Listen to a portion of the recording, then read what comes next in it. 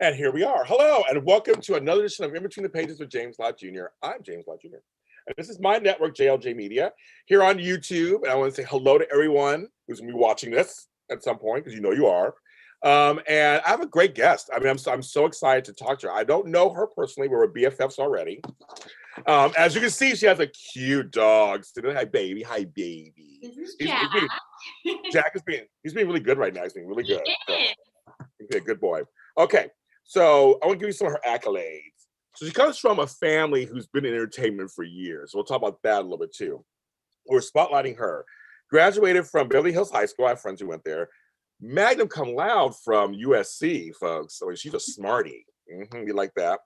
Filmmaker. She does stage stuff too. And during the pandemic, we'll talk about what she did during the pandemic, what she was doing on Twitch. We'll talk about that. And she has a new anthology web series called Pilot Season. We're going to talk about that also. I love talking to people who are multi-hyphenates. Miss Victoria Gordon. Hi, Victoria.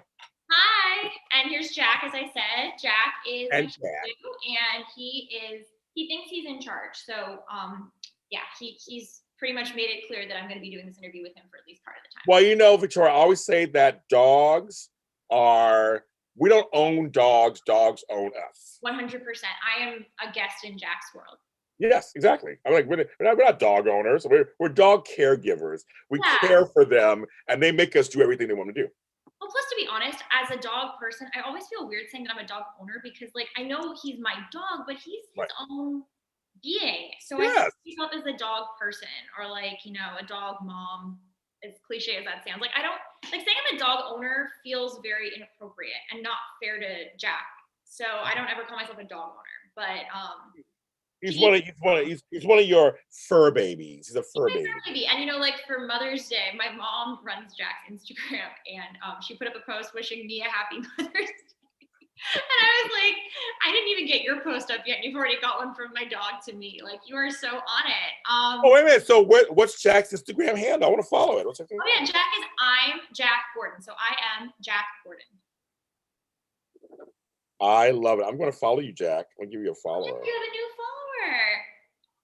follower. Wait, and where you are on this? I'm going to follow you too on Instagram. Where are you on Instagram? Oh, I am the Victoria Gordon. So Jack and I are a little different. Jack's takes after my mom's, which is I'm Lori Gordon. But yeah, we got a whole combination of things going here. I do. I love it. So first of all, how are you doing? I mean, we're coming out of this whole lockdown pandemicness. We're coming out of it. How are you doing? Well, so as I was saying to you just before we started, I didn't just like sort of wade into the shallow end and then, you know, work my way to the deep end of the pool. I jumped in head first to the deep end. I got fully vaccinated and then celebrated by going to Disneyland. So I am adjusting. I definitely have had some re-entry anxiety. Don't get me wrong. Worried. I mean, everyone has, I think. I did so little. Like, I know people say they did so little. I literally could count for 13 months the social events I engaged in on 5 fingers. Like, I did nothing. I got a flu shot. Like, that was a social event for me. Well, I live with my family, and I wanted to make sure that they were safe. And I just felt, you know, I can take a little break now from the world and come back even stronger. But coming out of that kind of lockdown into the present has been really striking. But I figured, who am I to deny that the CDC is right? Like, who am I to say that I know better than they do? I have zero public health experience. This is the most I've ever learned about public health. So I am re-entering, and it's definitely a process. So to anyone out there who's struggling, you're not alone. It's definitely not just like I walked out of my house and was like, I'm fine. Like, it's been a process. But I'm glad that I did that big step of Disneyland, because now other things that are smaller steps seem a lot easier. That's true. No, and folks, she's right. I mean, first of all, it's all your comfort level, everybody. Everybody out there, you take your time. If you're not ready, don't do it. You know, don't fall into any pressures. I have some friends who've gone to movie theaters already. I'm not ready for that yet, but they've done that. I'm not ready for that. But I'm going to Disneyland myself soon. So I'm like, that to be outdoors. I'll have my mask on. I'll make sure I have my sanitizer or whatever. I'm ready. I think I'm ready. I think I'm ready to kind of, like you said, almost kind of do a big thing, so to speak. Yeah, no, totally. And I think the thing is, Disney is a huge company, so they are very careful because they're not stupid. They know that if they screw this up, there's trouble. So they had sanitizer everywhere. Like, I brought my own. I barely needed it because they had little sanitizer dispensers like every 20 feet. And they really rearranged things. I did not feel unsafe. On the flip side, I have this little fear, which is my like irrational fear. I am not ready to go to a mall and just like hang out in stores. Like if I know I need something, I'll go buy it. Like if I know I need toothpaste, I'll go buy toothpaste. Although frankly, at this point, I'll probably just order it on Amazon. But if I'm like, I just want to see what's in the stores, I'm like, that's what the internet's for. I'm not ready to shop aimlessly. So everyone's got their like thing that is their stopping point, and that's it for me. Like aimless shopping, I'm not ready to do that. And that's true, though. And I'm chuckling because it's kind of funny. But I mean, I know, but in all seriousness, I know what you mean. It's like it's your comfort level. I have friends who don't go to grocery stores yet. They still do Instacart. I get it. I totally get it. I mean, look, the goal is, in my opinion, to choose the safest and most effective way to do it. And I'd rather have people sort of work their way into it if they're more comfortable than have people, like on the flip side, I'm very scared of people who don't think there's any reason to have any anxiety and aren't wearing masks or social distancing or getting vaccines. But that's a whole other conversation. Whole conversation. But I want to tell you, so during the pandemic, you were doing a little some creativeness on Twitch. Yes. There's some stuff. Talk about that. Yeah, I realized right away I had a show that got canceled, actually several shows, but one in particular that got canceled that was like right after the lockdown started. And I was so bummed. And I thought, you know what? I don't have to do the full show. I can do like a little snippet of it. And like anyone who wants to watch can watch. I can send it to my friends in New York, or like I have a friend who lives in Asia and friends who live in Europe. I'm like, you all can watch. And people did. So then I asked a few people like, hey, if I did a few more of these, would you watch? And they said, yeah, we've got nothing else to do. Because I did my first show on like it was like March 12th, March 22nd. We shut down like 10 wow. It was really like 70, yeah. Right. So people had nothing to do. Like absolutely nothing to do. So they were like, please do more shows. So I scheduled 5 more shows every other Sunday through the end of May. And I remember thinking when I scheduled them, I literally said to my mom, I'm like, there will be no one watching my last few shows. I'll be doing them for us because they'll all be out living their lives. Now, obviously, that did not happen. I scheduled more shows all summer long. And after, we did 10 shows in like 5 months. It was a lot. And each show was different. So we took a little break. And then I came back with a big Halloween special and a big Christmas special. But, and I also got a few more shows in the middle there where I was invited to do like private gigs. But it was an amazing experience, but it was a lot. And the thing I will say is it's harder than people realize to adapt to this online format. I mean, especially because like I do show tunes and those are big songs. It's very hard to be in this little box like we're in right now and like get the right energy for the song. So it was an adjustment, definitely. And also to have no reaction from the audience was a huge adjustment. But it wound up being really entertaining. And I had people say to me, I know every other week I'm going to have something pleasant to do on Sunday night. And I was like, that's a really nice thing to hear. So I kept doing it and it was hard, but it was worth it. Yeah, I did. So on Instagram, because like you said, like, well, for us, it was March 17th, LA just shut down. So all my world's closed. I mean, Hollywood closed, everything was closed down. The studio, I normally do this in the studio with you. We would sit next to each other, we'd hug, see next to each other and talk about the show.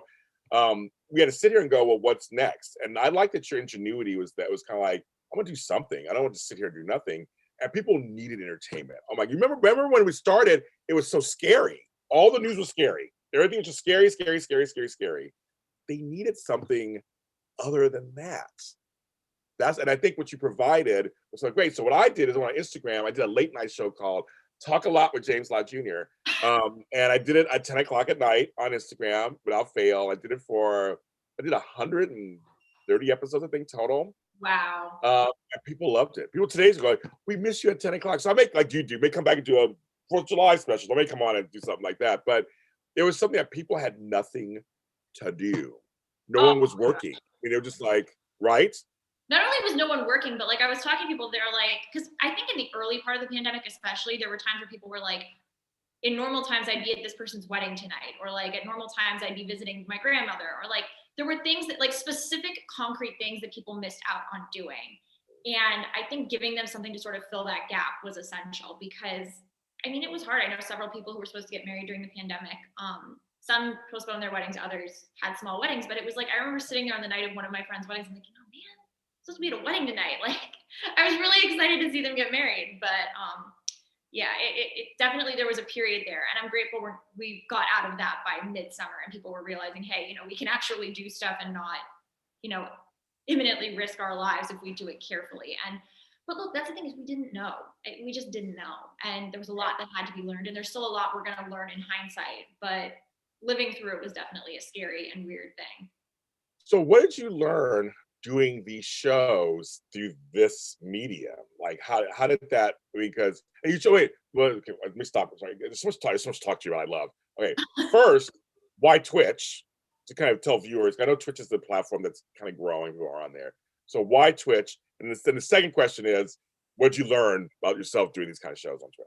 Well, I'm going to be very honest, especially with you streaming on YouTube. YouTube has become my preferred platform. The thing with Twitch is that in the early days of the pandemic, they offered a deal where, like, if you were a subscriber to one of 3 or 4 different services that, like, most artists are subscribed to, like, I think it was SoundCloud, it's like 3 or 4 different Yeah. things, they would give you immediate access to their partner platform so you could make money on Twitch without having to go through the traditional channels. Okay. YouTube was like, oh, just put up some videos, you'll get there in no time. So I was like, you know what? I'm going to go with people who want to give me money.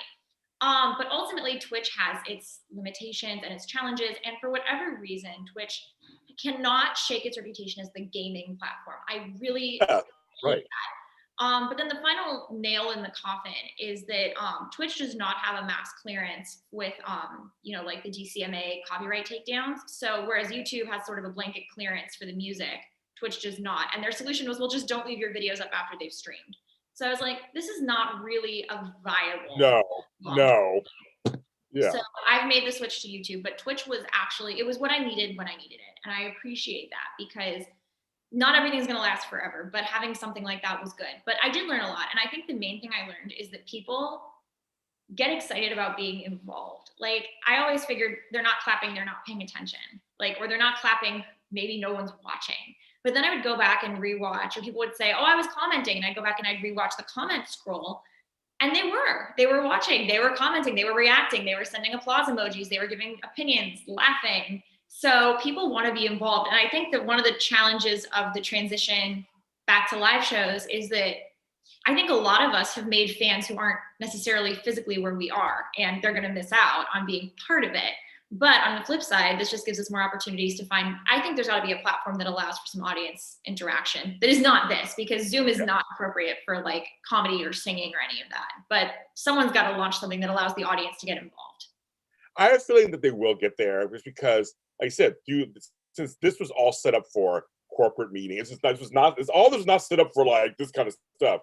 I was thinking it was very, ingenious that we all came to it to use it. I mean, it's usefulness. But yeah, I'm waiting for the next step too. I'm waiting for something to come out that's gonna. And they're probably developing it right now, girl. They're probably developing it now. I'm sure they are. But like even Clubhouse is a huge step forward in that regard. You can't see anything, but you can have a conversation. You can pull many people up to speak. I've seen some really cool stuff on Clubhouse so far. So we're getting there. Yeah, we're getting there. We're totally getting there. But I again want to applaud you for say I'm gonna do something to entertain. I'm just gonna do something and try it out because a lot of people they felt like they didn't feel like they could do anything. They didn't know what to do, but you figured it out, which is not surprising coming from you. You figured it out, and you did it. I want to mention your anthology web series pilot season. So it's different. So it's different. So I'm reading on here 5 completely different stories brought to life, and you mentioned 2 shows that I love. Gilmore Girls and Better Things. I love both those shows. Yes. Well, then you would love Fame Adjacent, which is the 5th of the 5 pilots. So what I did was I had written pilots, some of them over time, some of them during the pandemic. And I would say like by August of last year, I had this sort of moment of truth where I was like, we're not leaving. Like, this is not, like the summer's passed and we're not done. We're not going anywhere yet. So I thought, what else can I do? And I thought, why don't we just make the pilots and we can film them on Zoom? And then it went from being like, we're going to film little readings on Zoom to like, we're going to film them with wide shots and close-ups, people going in and out of scenes, using music and stock footage to transition. We're going to create the whole world of the show with the exception of physically creating the whole world of the show with sets. And so everyone was in their own homes, just like you and I are. But we did the entire script and it didn't come across like people on Zoom reading, which I've seen as well. And that can be very effective. But in this case, my sister who went to film school edited, and so she was able to really incorporate music and sounds and all kinds of footage to make it more authentic. And people would say to me, I knew obviously what I was watching, but I didn't feel like I was watching a Zoom. Like it felt like I was watching a show. So that was the cool part. And each show's a little different. I was in 2, I directed the other 3. And they all have kind of a similar voice when it comes down to it. It's kind of like how if you watch like a Tina Fey show, that you can hear her, but they're not all the same. Like they're definitely different worlds, different stories, but that voice is still there. And the Gilmore Girls Meets Better Things show was the 5th one, which is called Fame Adjacent. It's about a mother and daughter who are both actresses, and the mothers never quite meet it. but the daughter just got cast as a series regular on a popular TV show. She had been recurring on the show, now she's a series regular. And it's kind of the balance of the Hollywood careers, the mother-daughter relationship, the sort of like, she's happy for her, but she's struggling with her own feelings as well. And then the other four, we had one that was a multi-camera satire of family comedies. We had one that was about, it was like sort of a freeform kind of show about two teenage girls who get kicked out of high school, and one took place in Antarctica. And then we had the nuclear option, which I was also in. And that was about a family, like it's sort of like Arrested Development, like wealthy family on the verge of losing everything and how they cope with it. So those 5 shows came out in the last few months, and they're all on YouTube. And I'm running to watch them. I'm running to watch them. Thanks. We had a lot of fun, and there are people who were like, this one wasn't really my style because I'm not really into teenage girl stuff, but like I really loved this one. Or like I love dramedy, that one spoke to me. Or I miss old sitcoms, I love Behind the Times. So it's about finding the one that suits you. But for some people, they were like, all 5 of them were just fun, and I just enjoyed watching. Let me ask you, so because I wear different hats. How do you switch hats? Because you're a director, or you're producing, or you're acting, or is it easy for you to switch the hats when you're producing a project? Yeah, because I think I don't really think about it as me switching hats. I think about it as all roles in getting the project done. And as someone who's creating content, and you know this too, the job's got to get done. Like it gets done or it doesn't get done. So when the job has to get done, someone's got to do it. I don't really put a lot of stock in like, well, right now I'm compartmentalizing into acting, and right now I'm compartmentalizing into this or that. And that could be seen as a good thing or a bad thing, depending on whether you see me as completely insane or like think that's just really cool. I mean, some people might say, I don't know how your brain can work like that, but that's just how my brain works. But ultimately, for me, the most important thing is just putting out content that speaks to my tone and my style. And if that means that I'm wearing 10 different hats, I wear 10 different hats. If that means that all I have to do is show up and read some lines, I will show up and read some lines. But that's just how I operate. I believe that with you. You're like craft services. I'm craft services. Whatever you need. You're like craft services. I will tell you a funny story. When I did my first project, my mom was like, "Oh, I want to be craft services. I want to be craft services." I'm like, "Okay, fine. You can be craft services." So she like ordered. I mean, the first project it was like we made it on like a $400 budget. So like she ordered a pizza. And then the second project, she had a friend who ran a catering company. She's like, I'm hiring my friend and he's going to come in and cater. And it all went wrong, but I still was so appreciative of her efforts. And then every project I've ever done, my mom has been in charge of like procuring all the food. And my mom is a commissioner, which is an appointed local office. So we call her catering company Commissioner's Catering. But so yes, my mom is literally Commissioner Gordon for anyone who's noticing that. That's her name. I love it. I love it. You see, you said that, I go, Commissioner Gordon. I thought of it as soon as you said that. I love it. Yeah, no, we all love that. And my mom loves making fun of that too. But the point is, I've never had to worry about the craft services hat because she's so excited to do that. But there are plenty of others where, trust me, I'm like, if somebody else wants this job, you can take that. You can own that section of this project and I will stick to my thing. But at the same time, I feel like it's good to know how to do everything too, because then I can actually speak to the people who are doing those jobs when I'm not in charge and say, oh, well, I am sensitive to what's going on here. And I understand that your job is just as important as, what everyone thinks is the whole thing, which is what's in front of the camera. But that's just the tip of the iceberg. There is so much that goes on behind the scenes. And those people do not get enough credit, or in a lot of cases, enough pay. But again, that is another conversation for another time. That is. No, Victoria, I'm with you on that one. And I will say that I was always taught when I used to work in the corporate world stuff, you should know everyone's job, at least a piece of what everybody does, like know how to do it. Makes you a better boss. But also, they always say you should cross-train people on a couple of jobs. Because if something happens to this person, you can step in. Like it's always good to know stuff. And plus, I feel like for you especially too, it probably enhances your performances because you do know what it's like to be a director. You do know what it's like to be a writer. You know how to do all this stuff. So when you're actually performing, you know kind of what all the parts are. You know what all the parts are. For sure. And I think there's a lot of value for actors in learning how to direct, and writers in learning how to act, and directors in spending time with actors and writers, but directors have kind of a different thing. Ultimately, I think all these jobs can only help each other. And the more you can understand the perspective, because look, they're going to be at odds sometimes. Writers want something a certain way. Actors are humans. Until we can replace actors with robots, writers are going to have to get used to the idea that they're dealing with humans, and you can only expect so much of a human no matter what the vision you have is. And that's true of directors as well. But I've been lucky to work with some really incredible and very respectful writers and directors. So I wish everyone could have experiences like mine. I want to ask you, so do people, I've been asked before, I don't know if you've been asked before, do people say to you, well, what do you want to do ultimately? Do you want Yes. to pick one thing? So what is your, Victoria, what is your answer to that? I want to create and star in amazing television. That's my answer. And I love singing, so I love to keep doing what I can with singing. But I look at people like we were talking about Better Things a few minutes ago. Pamela Adlon, that is like handmade, that show. She stars in it, she produces it, writes it, directs it. That show is her story, and she's telling her story. And I love that. And I would love to be part of something like that. So that's my goal, is to create really good, high quality television and appear in it and, put my voice out there. And that means folks out there, she don't have to choose between one or the other. She can still sing, you can still act, you can still write, you can still produce. I think nowadays, especially, I think in Hollywood especially, the more hyphenated you are, the better, I think, at this point. I mean, it's kind of like... Oh, totally. No, for sure. But also, I just think in general, I think that there was once a belief that like people had to stay in one lane. Like once you were an actor, you were an actor. But like creative people are creative people. And they're going to create, and I don't know that many creative people who only do one thing. Because they're creative, they want to do multiple things. Otherwise, they wouldn't be doing the one thing in the first place. So I think it's kind of unfair to limit people and assume that, writers can only write and actors can only act and singers can only sing. Like, hello, have you ever seen a Broadway show? They sing, act, and dance, and they do it spectacularly. So let's stop limiting people and start allowing creatives to just do their thing. I would be on Broadway one day. I go to Broadway shows when I go to New York, and I'm happy Broadway's opening back up a little bit, so I'm very excited. I'd love to be in a Broadway show. That's one of my dreams. I don't know if it'll ever happen, but I don't care if it's a small part as I play a singing janitor. I don't know what it is. I would just love to say I was on Broadway for a minute. I mean, I just think I love the stage, and I don't know about you. I can probably imagine the same for you too. I miss the stage. I miss performing on stage. I miss being out there with a live audience, reacting to whatever I'm putting out there. So I'm sure you feel the same way. You probably miss it too.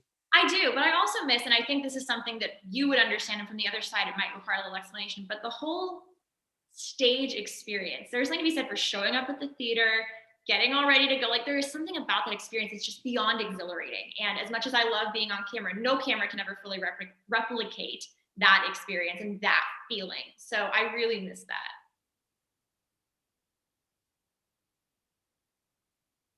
Yeah, you're right about that. So in December, I did a TV show. I did a Let's Make a Deal.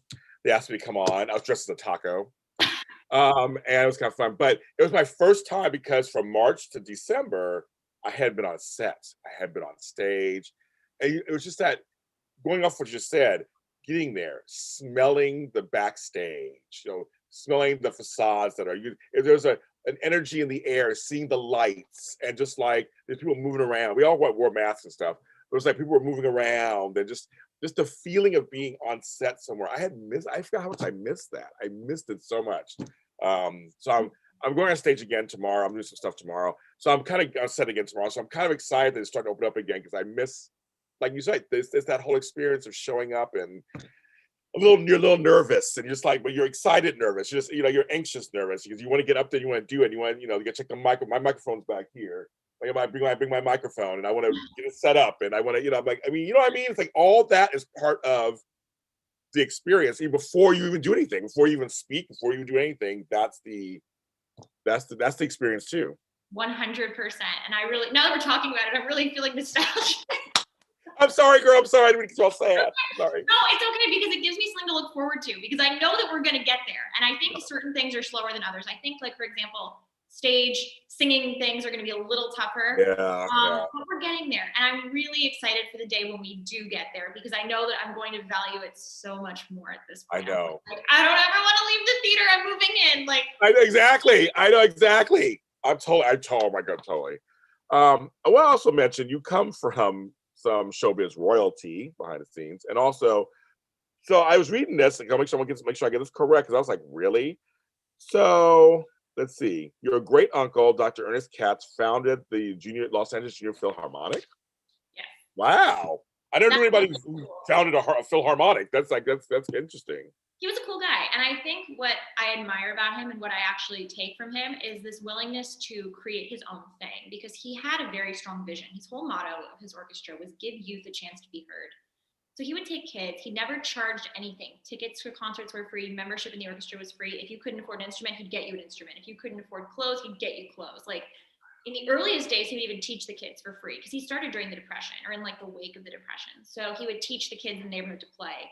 As time went on, he would take kids, and he didn't care if they were good. Like when he was doing his earliest auditions, it wasn't about who had the most talent. It was about who had the most desire to be there and who could benefit the most. I mean, there were kids in the orchestra. There's a woman that I still am in contact with, my whole family is, who went through a very rough teenage period, you know, where she was doing things that, you know, probably were not the best decisions and missing a lot of rehearsals to do these bad things. And my great uncle was going to drop her. He was like, I can't deal with this. And her stepfather contacted him and said, look, she needs a guide. She needs help and she won't take it from us. Can you please try? And not only did he try, but he succeeded. He got through to her.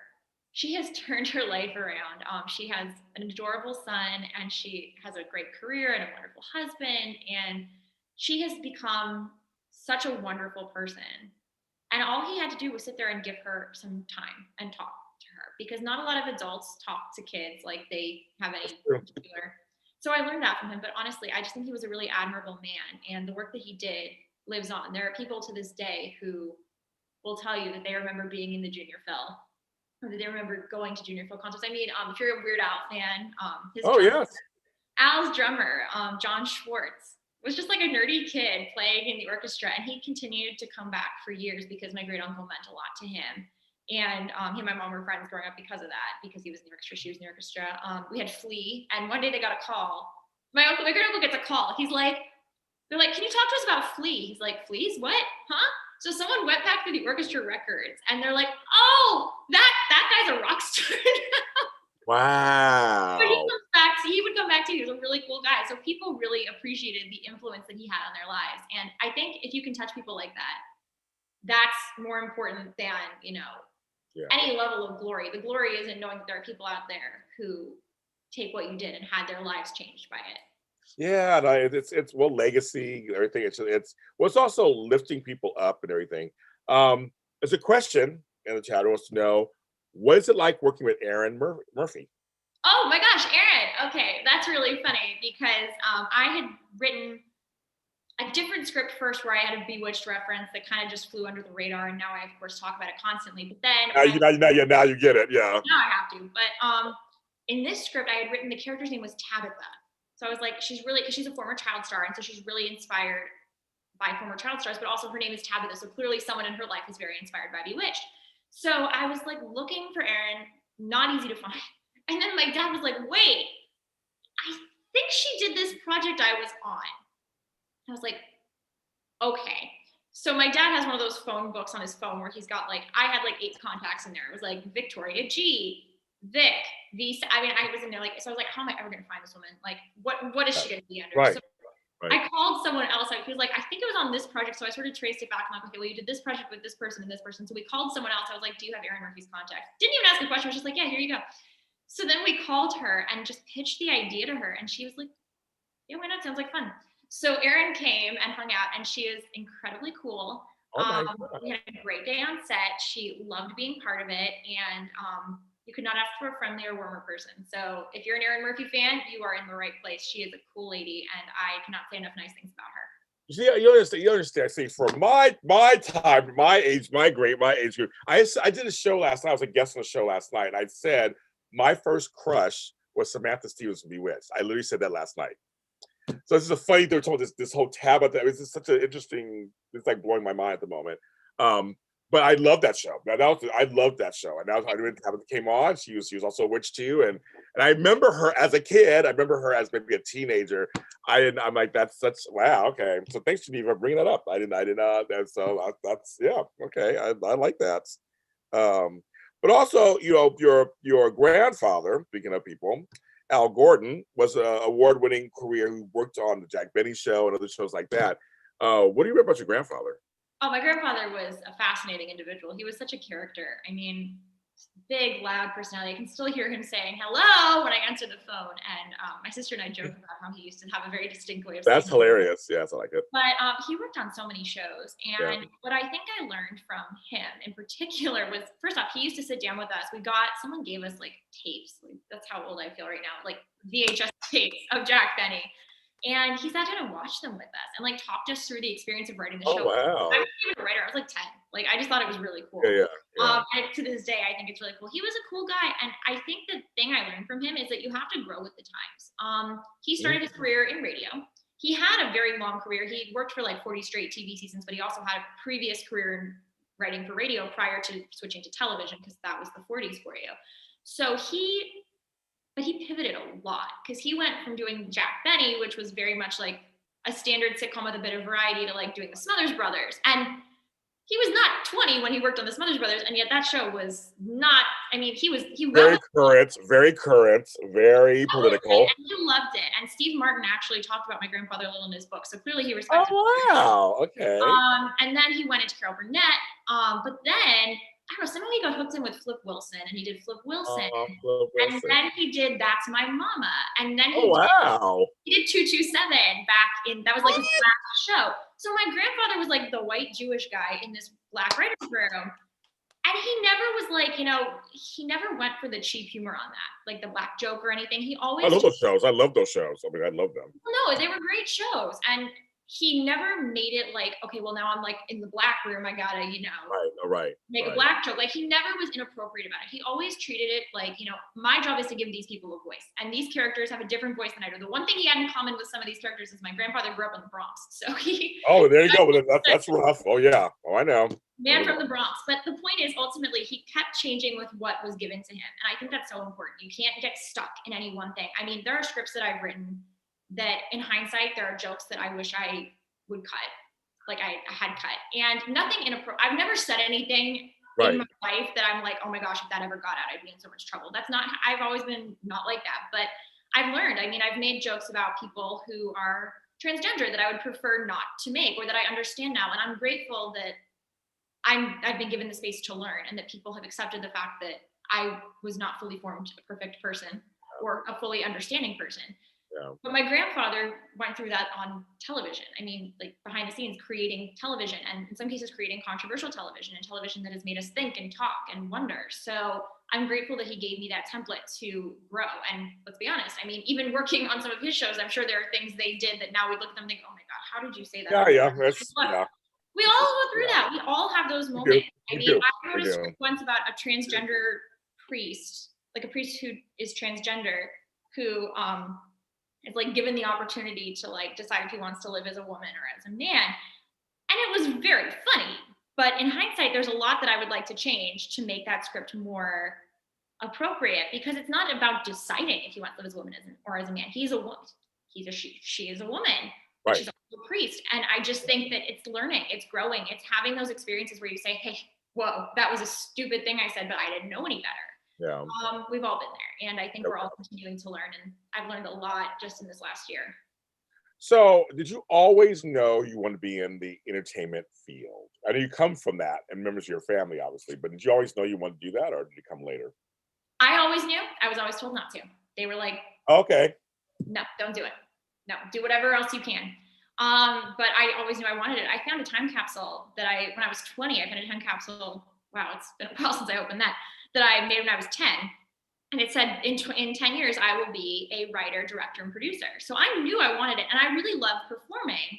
But that was where my parents drew the line. They were like, you can work behind the camera if you must. We prefer if you didn't, but you're not acting. You're not getting an agent until you're 18. Like, that's that. That obviously changed when I was 14.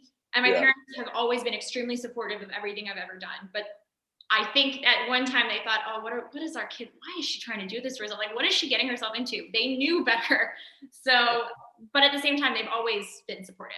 So it was never an issue of, we're not going to support you if you choose to do this. It was, we really wish you would think of anything else you could possibly want to do. And if you can't, we're your biggest fans. I love it. Well, I'm one of your new fans, and I'm following you on Instagram right now. I just followed you on there. I am one of your new fans. I just think you have it. You do. I don't know. I've been in business 14 years. I'm looking going, you're smart, you're funny, You're personable. You have like, you're creative. You have ideas. I'm now I want to follow everything you do. I want to make sure you get huge. I think you're really good. I think you have the right attitude. But it's about, honestly, look, it's hard, and it's not even just that it's hard to break in. It's hard to keep up the sort of the morale and just keep the attitude positive. And I think we all struggle with that. But one of the things that's really stood out to me is just the fact that, I mean, I love what I do, and at a certain point, you can't do this without loving it. But you also can't, this is what you love. I'm in that kind of situation, and I love performing. I love creating. I love learning new things and putting new ideas out there. I mean, about a year ago, I came to the realization, I always thought I only wanted to do funny, and I only wanted to do comedy because that's what my family did, and that was my background. And then I realized it's about more than just being funny. It's about making people feel. And as a singer, I mean, I love doing Sondheim. A lot of Sondheim is not very funny. It's very deep. I know, I love Sondheim. Yeah, I know. I love Sondheim, and like Losing My Mind is one of the like signatures. Oh yes, yes. I love doing that. But great song. Look, people feel something, and the goal of a performer or a creator shouldn't necessarily just be to make them laugh or make them cry. It should be to make people walk away with feelings. And continuing to grow as a performer and learn that and all that, I've been given such a gift. So I'm just really optimistic about the fact that I can continue to grow as a performer, continue to create things no matter what. And I mean, obviously I have big dreams, and Jack, I think you have dreams too. You appear to be. You do, Jack. You have dreams. He's such, I'll tell you a little about Jack. Jack was rescued from a set. He was brought to California to do a commercial and then was going to be sold to a pet store. And my dad, who knew someone working on the commercial, was like, "Excuse me, you're selling this dog? Like you're not just taking it home? Like someone's gonna buy it?" And he's like, "Yeah." He's like, "I'll buy it from you instead of the pet store." So Jack was saved from a bad fate, and he came to live with us. And he's gonna be 10 in a month. You're so handsome at 10. And what's crazy is he was good this whole time. He was such a good boy. He just wanted to be with me. And that's a nice thing. I will also say, for anyone out there who is thinking about pets, yes, they're a responsibility, but they give so much love, and they know what we need before we do sometimes. I mean, Jack will know if someone's distressed, and he'll go want to be with that person. He's a little character, and he is one of the brightest spots of my life. So I can't honestly discourage anyone from becoming a pet owner. Just know that it's a responsibility. And don't be a pet owner, be a pet parent.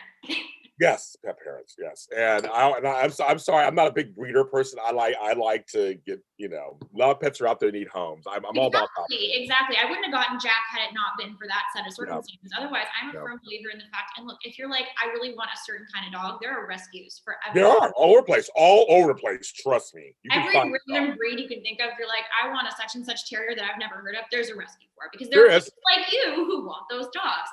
You might have to drive a little bit. You might have to pay to fly a dog somewhere, but you're saving a life. And ultimately, that's the most important thing. But also, as someone who has a purebred, cover your ears. Purebreds can be very challenging. They have a lot of health issues, and I love this guy. But he has allergies. Here, I'll let you hear again. And I think that a dog that is a little more of a mutt would be a little bit more, because it's like the heterogeneous versus homogeneous. Yeah. Anyway, the point is, girl, you said it correctly, kind of, but yeah, it's you know what I mean. You get my point, which is I do. Yes, I do. But yeah, you're a good boy. You're a good boy. Well, thank you, Victoria, for being on the show, and you have to come back again. Any new projects are gonna come back. This was great. I can't wait to hear about your Disneyland adventure. So I hope you have a wonderful time. You'll see it on my stuff. But yes, because now we can follow each other. But no, you're welcome back anytime. Any projects come out, come on in. Talk about, promote them and everything. But thanks so much for coming on the show today. It was great. I had a great time. Thank you. And we're in between the pages with James Laude Jr. You can follow her at the Victoria, right? The Victoria Gordon. The Victoria Gordon on Instagram. Follow her there and see what exploit she's up to. And if there's some dates coming up for stuff, whatever, go ahead and do that. Check out Pilot Season on YouTube. So go ahead and check that. I'm going to check it out myself. And I'll give my reviews and kind of sharing it too. And of course, I'm a James Laude Jr. everywhere. Follow James Laude Jr. everywhere. And we'll see you next time.